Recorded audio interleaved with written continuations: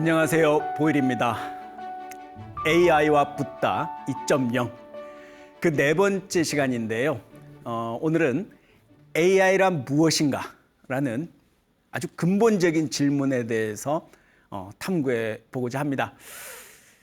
인공지능은요, 현대 기술의 그 최첨단에 있지만 그 본질과 의미에 대해서는 여전히 많은 논쟁이 있습니다.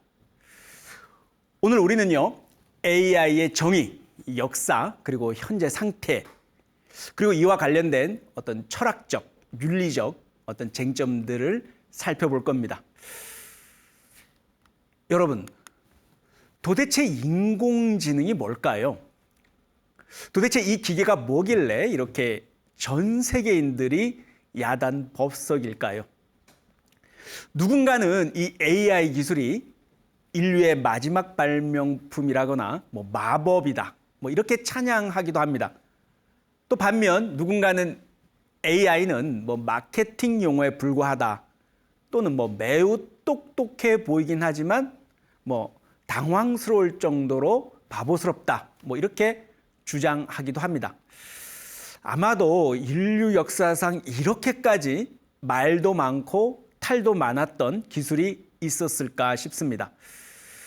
그만큼 적어도 이 AI가 우리 시대에 가장 주목받는 기술이라는 점에서는 모두들 동의할 듯합니다.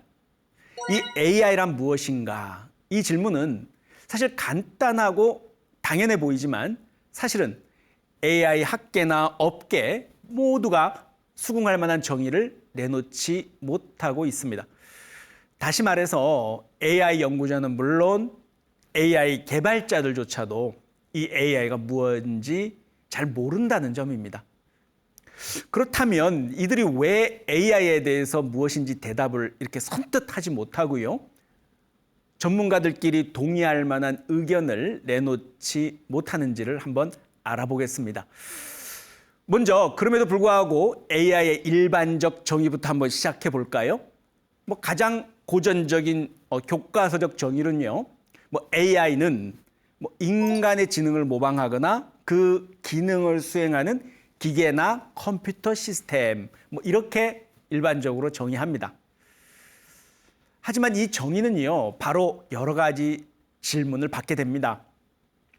인공지능에 대한 개념 정의 이전에 이 지능이란 게 정확히 뭐냐라는 거죠. 그리고 인간의 지능과 기계의 지능이 어떻게 다른지, 그리고 그 인공이란 말은 뭘 의미하는지, 등등의 물음이 꼬리에 꼬리를 물고 이어집니다. 이 질문에 우선 대답을 해야 된다는 문제가 생기는 거죠. 이러한 질문들은 AI의 역사만큼이나 오래됐습니다. AI의 연구의 시작은요, 보통 1950년대로 올라갑니다. 1950년 그 앨런 튜링이 그의 논문 컴퓨터 기계와 지능 첫 문장에 이렇게 기계는 생각할 수 있는가라는 질문을 던진 것이 현대 AI 연구의 출발점으로 여겨집니다. 앞서 말씀드렸듯이 이 질문에 대답을 하자면요, 우선 기계가 뭔지, 그리고 생각이 뭔지, 이런 기타 등등에 대한 명확한 규정이 있어야 하는데요, 현재는 철학이나 인지과학 분야에서조차도 명확하게 정의를 내릴 수가 없는 그 난제에 봉착합니다. 그래서 이 앨런 튜링은 튜링 테스트라는 일종의 사고 실험, 그 모방 게임이라고 하는데요, 영어로는 이미테이션 게임을 제안합니다. 이 앨런 튜링에 따르면요, 만약 기계가 인간과 구별할 수 없는 이렇게 대화를 할 수 있다면 그 기계는 생각할 수 있다, 이렇게 간주할 수 있다고 주장합니다. 그 실험의 내용은 이렇습니다. 여기 그림에서 보시는 바와 같이 남성 A와 여성 B, 그리고 판정관 C가 총 3명 이렇게 참가를 합니다. 남성과 여성은요, 각기 다른 방에 있습니다. 이 판정관 C, 아래에 있죠? 이 장막 너머로 A와 B를 상대로 대화를 이렇게 나누게 되고요, 그 다음에 이 중에 둘 중에 누가 여자인지 알아맞추는 게임입니다. 이 판정관 C는요, 이미 둘 중 한 명이 남성이라는 사실은 알고 있습니다. 판정관 C가 만약 정확히 맞추면 남성 A가 이기게 되고요. 틀리면 여성 B가 승리하는 게임입니다. 이 게임에서 판정관 C는요, 정답을 맞추기 위해서 어떤 질문도 자유롭게 할 수 있습니다. 그 과정에서 둘 중 한 명은 자신이 C가 정답을 맞출 수 있도록 도와줄 수도 있겠지만요, 한 명은 판정관 C가 틀리게 하도록 거짓을 말하게 되겠죠. 이 게임의 정확한 진행을 위해서 혹시나 이 과정에서 서로 A와 B가 대화하다가 어떤 육체적인 성별의 어떤 특성을 알아챌 수도 있겠죠. 그렇기 때문에 대화를 말로 하는 게 아니라 원격 프린터로 출력해서 서로 소통하게 합니다. 여기서부터가 중요한데요. 그러다가 도중에 판정관 C가 알아채지 못하게 A와 B 중 한 명을 몰래 기계로 바꾸는 겁니다. 만약에 그 상황에서 이 판정관 C가 대화를 계속하면서도 상대가 컴퓨터로 바뀌었다는 사실을 알아채지 못한다면 그 컴퓨터가 그 상대, 즉 A 혹은 B와 동일한 수준의 지능이 있다라고 인정하자는 주장입니다. 앨런 튜링은 이 논문에서 기계는 인간처럼 생각하는 것이 절대 불가능하다라는 주장에 대해서 신학, 심리학, 수학, 생물학까지요 동원해서 그 모든 관점을 통해서 조목조목 반박하고 있습니다. 이런저런 생각을 바탕으로 이 앨런 튜링은 컴퓨터가 결국에는 사람이 생각하는 과정을 완벽히 흉내낼 수 있다고 주장합니다. 하지만 이 테스트는요, 즉시 철학적 논쟁을 불러일으켰습니다. 이런 거죠. 과연 외적인 행동만으로 이 내적인 의식의 존재를 판단할 수 있을까라는 문제입니다. 이는 철학에서요, 중국어 방 사고 실험으로 더욱 심화됩니다. 존 설이라는 교수가 제안한 이 사고 실험은요, 이 규칙만을 따라서 중국어로 의사소통하는 시스템이 이 실제로 중국어를 이해했다고 볼 수 있는지 그런 질문을 합니다. 이것은 AI가 진정한 이해 그리고 또는 의식을 가질 수 있는지에 대해서 근본적인 의문을 제기하는 거죠. 바로 존 설 교수의 이른바 중국어 방 실험입니다. 그 내용은 이렇습니다. 중국어를 전혀 모르는 영어 화자가 이렇게 밀폐된 방 안에 있습니다. 이 방 안에는 중국어 문자들과 그에 대응하는 영어 지침이 적힌 이렇게 매뉴얼이 있을 뿐입니다. 또 방 밖에는 어떻습니까? 누군가가 중국어 질문을 방 안으로 전달을 하죠. 그럼 방 안에 있었던 사람은 이 매뉴얼들을 부지런히 참조해서 입력된 중국어 문자에 대응하는 중국어 답변을 이렇게 작성을 해서 저쪽 방 밖으로 전달을 합니다. 이 과정을 통해서요, 방 밖에 있는 중국어 화자는 방 안에 있는 사람이 중국어를 이해한다고 생각하게 되는 거죠. 이 실험에서 주장하는 바는 이렇습니다.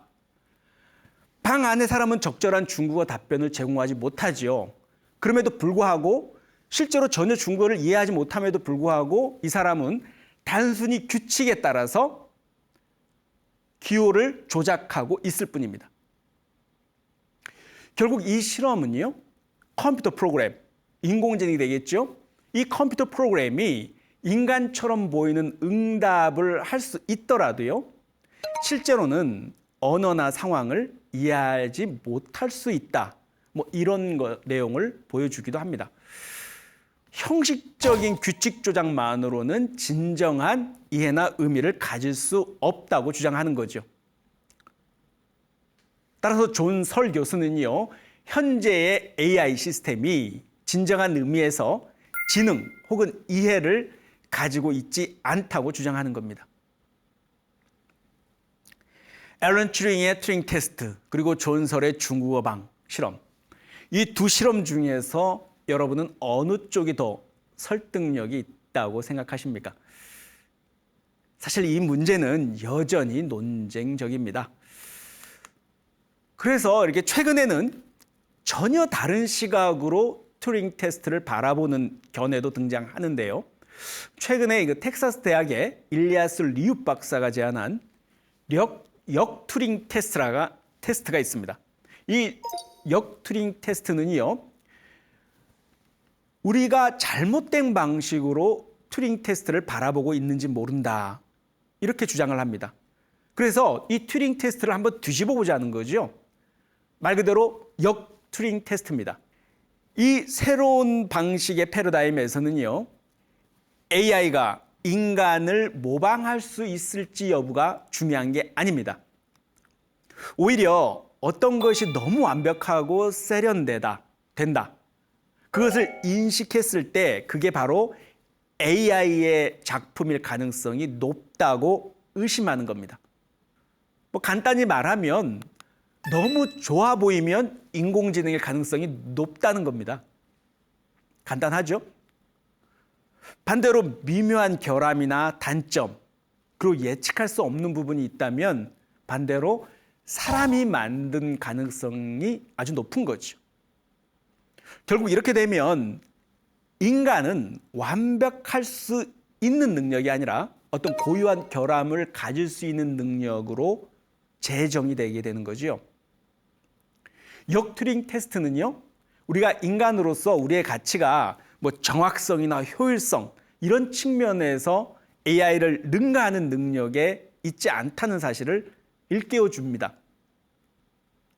이 역 튜링 테스트는요, 이 아이디어는 기존의 튜링 테스트나 아까 말씀드렸던 중국어 방 논변이 지향하는 반대의 시선으로 인공지능과 인간의 관계를 재설정하게 된다는 점에서 음미해 볼 만합니다. 다시 AI란 무엇인가라는 질문으로 돌아가 보겠습니다. 초기 AI 개발과 연구 단계에서부터 현재 이르기까지요, AI 어떤 기술의 구현 방식에 있어서 다양한 접근법이 시도됐습니다. 그 복잡 다양한 흐름을 크게 두 가지 방향으로 정리해 볼 수 있습니다. 이렇게 대표적으로 계산주의와 연결주의의 대립입니다. 다소 복잡해 보일 수도 있는데요. 마치 불교사를 크게 정리할 때 여러분들 소승불교, 대승불교 이렇게 이해하는 것과 유사하기도 합니다. 이러한 AI 구현 방식의 차이는요, 인공지능의 본질, 그러니까 인공지능이란 무엇인가를 얘기할 때 그 인공지능을 바라보는 근본적인 어떤 철학적인 기술적 차이를 반영합니다. 그러면 이 두 접근법의 차이점, 그리고 대표적인 학자들을 중심으로 간단히 정리해 보겠습니다. 먼저 이 계산주의는요, 인간의 사고 과정을 일종의 계산으로 보는 관점입니다. 마치 수학 문제를 풀듯이 하는 거죠. 이 접근법에 따르면 이 지능이라는 것은요, 명확한 규칙, 논리적 추론 이런 방식을 통해서 충분히 구현할 수 있다고 봅니다. 이 정보라는 것을 기호로 표현하고 이를 또 조작하는 거죠. 그리고 미리 정의된 규칙, 알고리즘, 일종의 수학 공식 같은 것을 이용하는 겁니다. 형식 논리와 연역적 추론을 중시하게 되죠. 반면에 연결주의는요, 우리 인간의 뇌 구조와 작동 방식에서 영감을 받은 접근법입니다. 이 관점은요, 어떤 규칙, 그러니까 규칙에 얽매이지 않고요, 지능이라는 게 단순히 처리 단위, 일종의 뉴런 같은 그 복잡한 연결 네트워크에서 출현한다고 봅니다. 이 연결주의 관점에서는요, 신경망 모델을 제시하는데요, 인공 뉴런들, 마치 인간의 두뇌처럼 인공 뉴런들이 이 네트워크를 구축해서 사용하게 됩니다. 정보가 이 네트워크 전체에 분산돼서 저장이 되고요, 데이터로부터 패턴을 학습하는 능력을 강조하는 특징이 있습니다.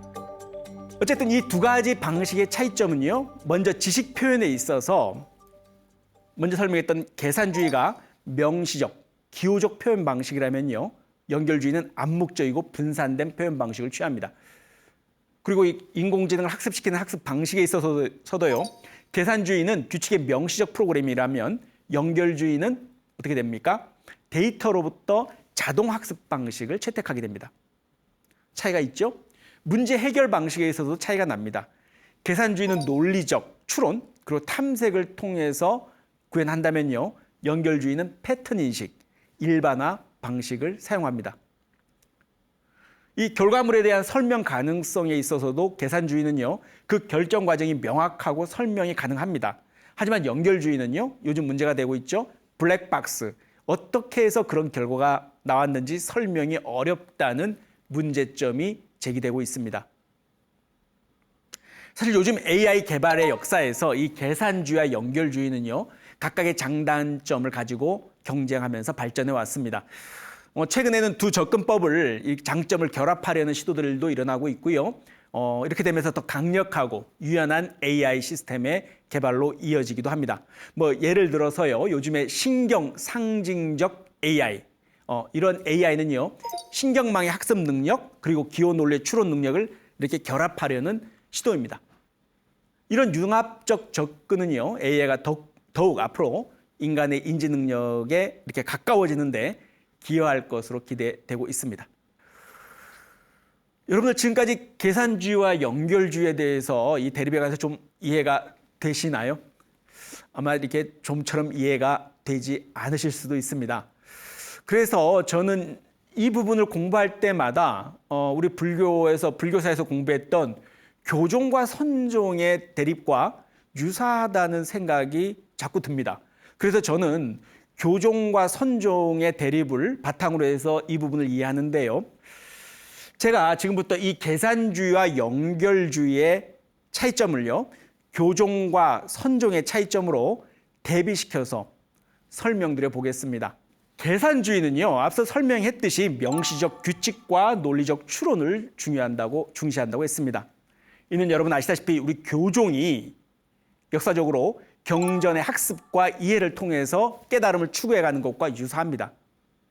반면에 연결주의는요, 선종, 경험과 학습을 통한 패턴 인식을 강조합니다.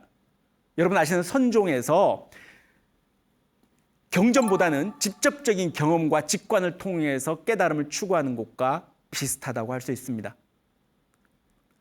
또한 이렇게 계산주의에서요, 체스 프로그램이 모든 가능한 수를 계산해서 최선의 수를 선택하는 것. 이것은 마치 경전을 철저히 학습하고 분석해서 깨달음을 얻으려는 교종의 방식과 유사합니다. 반면 연결주의에서는요, 딥러닝 기반 이미지 인식 AI가 방대한 수많은 이미지를 학습을 해서 직관적 패턴을 인식하는 게요, 마치 명상을 통해 직접적인 경험으로 깨달음을 얻으려는 선종의 방식과 유사합니다. 지식의 표현 방식도 차이가 있습니다. 계산주의는 지식을 명시적인 규칙과 기호로 표현합니다. 또 여러분 아시는 교종도 역시 경전의 문자, 교리를 중시하게 되죠. 반면 연결주의는 지식을 어떤 네트워크의 연결 강도로 표현합니다. 마치 선종이 언어를 초월한 직접적인 경험을 중시하는 것과 같은 맥락입니다. 이렇게 장단점을 비교해 보자면요, 계산주의는 명확한 규칙 내에서는 아주 강력한 성능을 발휘합니다. 하지만 새로운 상황에 대한 적응력이 떨어질 수 있다는 단점이 있죠. 교종도 어떻습니까? 경전에 기반한 해석은 강력하지만 변화하는 현실에 대한 유연성은 부족할 수 있겠죠. 또 반면 연결주의는요, 새로운 상황에 대한 일반화 능력이 뛰어납니다. 선종 역시 고정된 교리에 얽매이지 않고 현실에 유연하게 대응할 수 있다는 장점이 있겠죠. 결론적으로 계산주의와 교종, 연결주의와 선종, 각각 유사한 접근 방식을 취하고 있고 그리고 서로 보완적인 관계에 있다고 정의할 수 있습니다. 아까 말씀드렸듯이 현대 AI 연구에서는 이 두 접근법을 결합하려는 시도가 이어지고 있죠. 불교사에서 어떻습니까? 선종, 교종을 융합하려는 교선일치라는 그 운동이 있었습니다. 교가 앞서가는가 싶으면 선이 앞서가고 선이 앞서간다 싶으면 또 교가 앞서가는 그런 불교사를 우리는 가지고 있습니다. 이러한 사실은 궁극적으로 더 완전한 이해와 지혜를 추구하는 과정으로 우리가 볼 수 있겠죠. 그렇다면 여기서 우리가 처음에 던졌던 AI가 무엇인지에 대한 대답을 하기 위한 그 성결 문제들이 필연적으로 이어지게 됩니다. 예를 들어서 의식, 지능, 그리고 마음의 본질에 대한 철학적 질문들이 계속해서 이어지죠. 의식의 본질은 무엇인지, 지능의 정의는 무엇인지, 또 자유의지는 뭔지, 더 나아가서 우리 인간을 인간답게 만드는 것은 무엇인지, 기타 등등의 질문에 우리가 먼저 대답할 수 있어야 할 것입니다. 지금까지 우리는 AI란 무엇인가라는 질문에 대해 이렇게 계산주의, 연결주의라는 대립이라는 이 큰 흐름을 우리 불교의 교종과 선종이라는 틀을 통해서 이게 비교해 보면서 다각도로 살펴봤습니다. 이 통해서 우리가 AI가 단순히 기술 이상의 것임을 알 수 있습니다. AI는 우리의 지능, 의식, 그리고 우리 인간성에 대한 근본적인 질문을 제기하고 있죠. 그것은 우리가 누군지, 우리가 어떤 미래를 만들어가고 싶은지에 대한 성찰을 요구합니다. 결론적으로 AI란 무엇인가라는 질문에 대한 답은 그렇게 단순하지가 않습니다. AI는 기술이자 철학적 탐구의 대상이기도 하고요. 윤리적 도전이고 또 종교적 성찰의 계기라고 할 수 있습니다. AI 시대를 살아가는 우리 모두에게는요, 이 기술의 기술을 깊이 성찰하고 또 그 발전 방향에 대해서 적극적으로 참여할 책임이 있습니다. AI는요, 결국 우리가 만들어가는 겁니다. 그것이 어떤 모습이 될지, 그것이 우리를 어디로 이끌고 갈지는 우리 선택에 달려 있습니다. AI란 무엇인가? 라는 질문에 대한 궁극적인 답은요, 우리가 AI를 통해서 어떤 세상을 만들어갈 것인가에 달려 있을 것입니다. 오늘 함께해 주셔서 감사합니다. 성불하십시오.